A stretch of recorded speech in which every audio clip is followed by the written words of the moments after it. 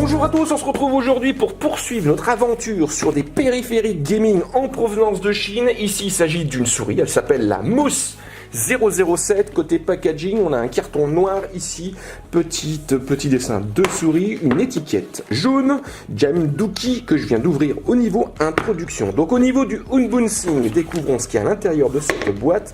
Donc ici, on a un petit feuillet jaune.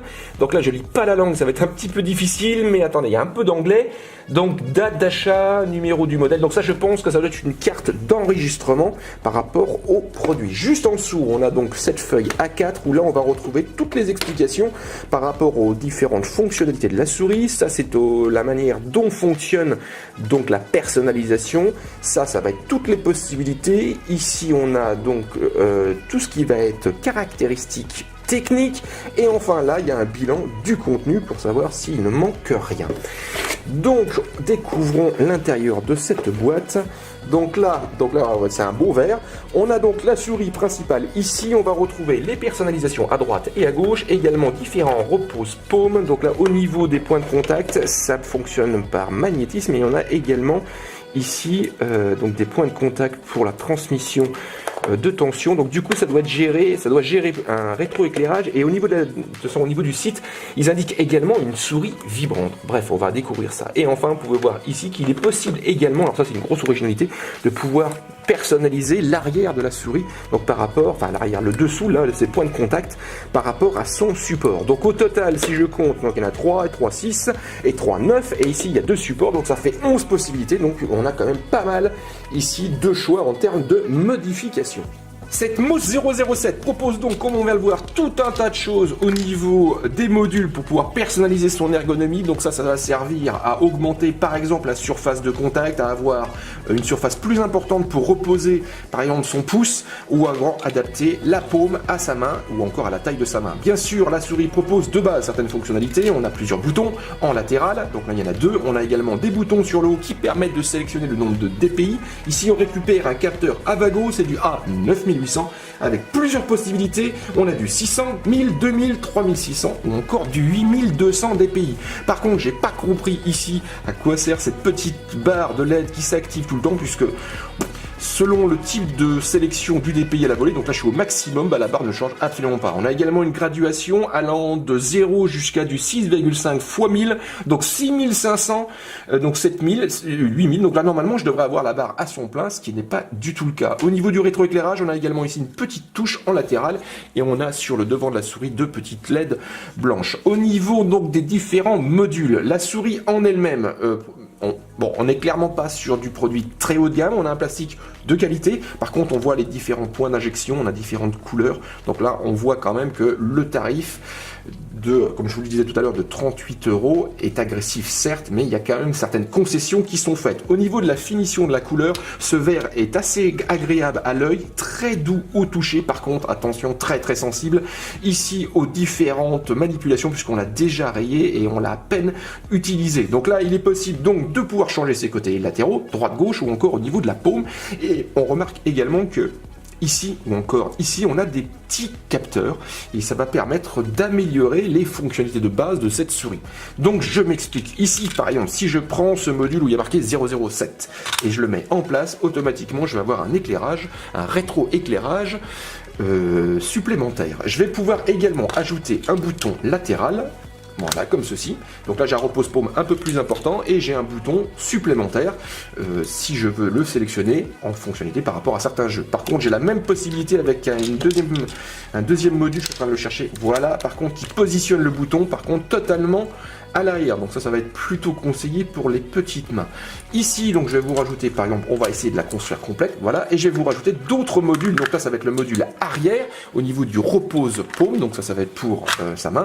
Et par contre, là, il y a quelques petites surprises. Alors j'espère que c'est celui-ci, puisque on va récupérer, donc si on a vu qu'avec le 007, on avait un éclairage supplémentaire, ici, est-ce que c'est celui-ci? Voilà. Donc là, on a quand même une petite fonction souriante, puisqu'on a carrément un bruit de voiture nous indiquant qu'on est en train d'augmenter nos nombres de DPI ou de les diminuer. Donc je refais encore un petit essai. Voilà. donc original.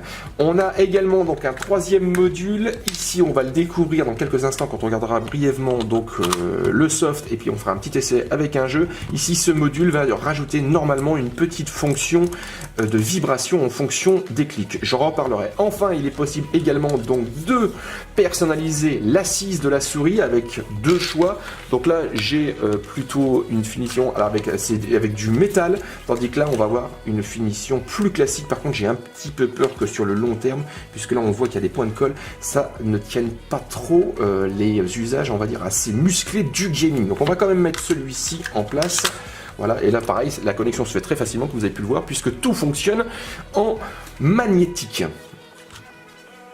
Pour le reste, on va retrouver donc des caractéristiques plutôt classiques, bouton droite-gauche, une molette cliquable bien sûr, on a un revêtement ici caoutchouté qui permet d'améliorer un petit peu la prise en main. Par contre, la molette souffre un petit peu d'un manque de rotation, on va dire plutôt linéaire. Donc là, il faut quand même un petit peu appuyer, voilà, on pourrait travailler ce point-là. On a également au niveau donc, des boutons droite-gauche, là une bonne nouvelle puisqu'on va retrouver des switches Omron avec une espérance de vie de 20 millions de clics. Donc ici, je me suis rendu directement sur le site donc Jamdookie, j'ai téléchargé le pilote et j'ai obtenu cette interface-là. Par contre, attention, il est obligatoire de mettre à jour le firmware de la souris. Il y a un petit fichier texte dans l'archive. La procédure n'est pas très compliquée, il faut récupérer, le télécharger, il y a un exécutable et tout se fait automatiquement. On obtient donc cette interface qui est bien organisée. C'est en anglais, on a différents modules.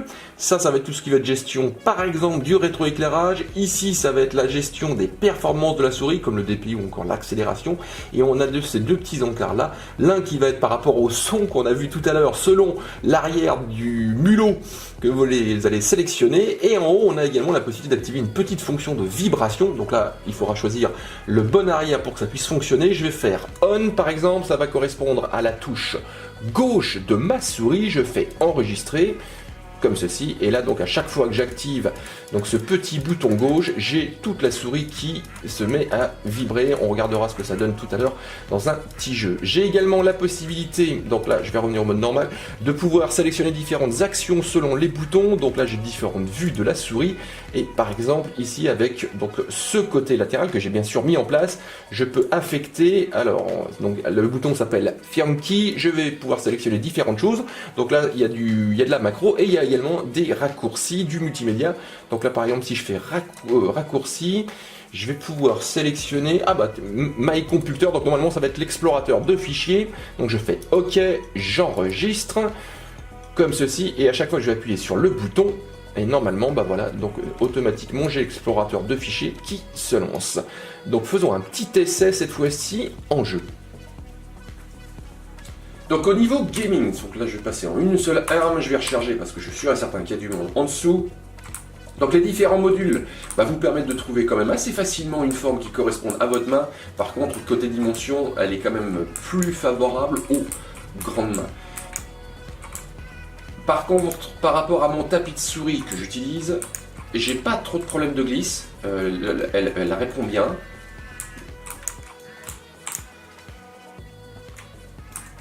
Donc là, on va dire que c'est plutôt positif. Par contre, petite remarque, alors c'est en rapport au fil et au poids de la souris.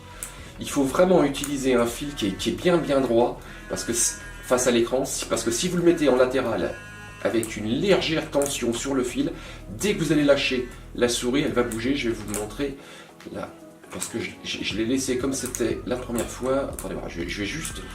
Il y a énormément de nazis dans ce jeu. Et puis le problème c'est qu'ils meurent pas tous d'un...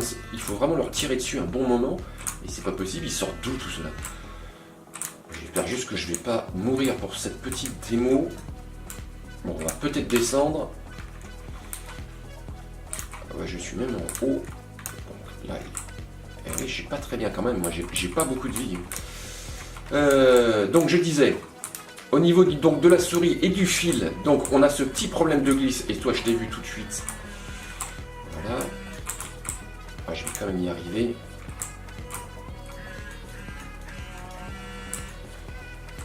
Il faut vraiment leur tirer dessus un petit moment. Voilà. Donc au niveau du fil, je vous disais, donc il faut vraiment le tendre par rapport à l'écran. Bien droit, comme ça vous limitez ce petit problème. Et j'ai même plus de munitions, vous voyez, à trop parler.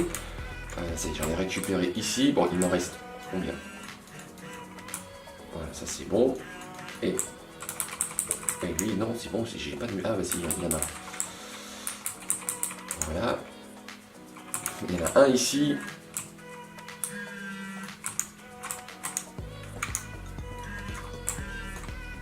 Bon, ça y est, on a fait le ménage. Mais non je me suis fait avoir. Oui, donc je disais au niveau de ce fil, si il n'est pas correctement mis ou encore avec il a une tension en latéral, le problème c'est que si vous lâchez la souris, vous allez voir, ah bah j'ai même... non, lui ça va être facile, voilà. Je vais lâcher la souris, vous voyez, elle bouge légèrement le temps qu'elle se restabilise par rapport à la tension du fil. Donc pensez bien à le tirer. Question revitement, c'est clair que le verre est très criant, très sport. Par contre, il est très glissant. Donc si vous utilisez votre souris de manière assez frénétique, il va falloir quand même bien la tenir en main pour éviter tous les phénomènes de glisse.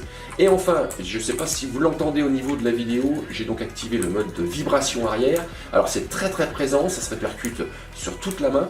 Et ce qui est dommage, c'est que c'est un mode qui fonctionne avec l'activation du bouton donc gauche de la souris et non pas avec l'événement du jeu. Donc du coup on perd un petit peu en immersion par rapport à ça. Donc il s'agissait d'une présentation donc, de cette mousse 007 et je vous donne rendez-vous très prochainement sur la chaîne Jinfo pour de nouvelles aventures donc dans le domaine du hardware PC.